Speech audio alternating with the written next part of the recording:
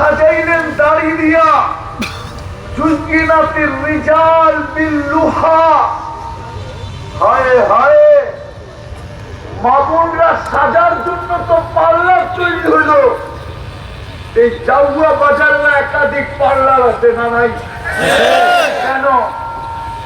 জাউয়ার মেয়েদেরকে সাজানোর জন্য, ঠিক না?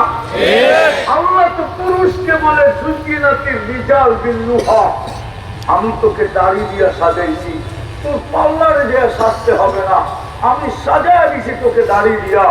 ওই মুসলমান উম্মতে মুহাম্মদী পুরুষ শেভ করে কি করা, আবার শেভ করে মদিনা মুনাফফরা যায় কি করা? হাজি হজে যায় দাড়ি ছাড়া মদিনা যায় কি করা? ওর কি একটুও লজ্জা লাগে না যে আমি তো রওজার সামনে দাঁড়াবো, আল্লাহ রসুল আমাকে দেখবে, আমি সালাম দিব, যদি জবাব না দিয়া চেহারা ফিরে নিলেন তাইলে তো কোরআনের কথা সত্য হয়ে যাবে। আস্তাগফিরুল্লাহ ওয়াস্তাগফারা লাহুর রাসূল লাওয়াজাদুল্লাহ তাওয়াবার রহিমা। আল্লাহ তো বলে, বন্ধু আপনার এইখানে আইসা যে আমার কাছে মাপ চাবে, আমি ওর দিকে তাকাবো না, ওর গুনার দিকে তাকাবো না, আমি তো আপনার দিকে তাকাবো।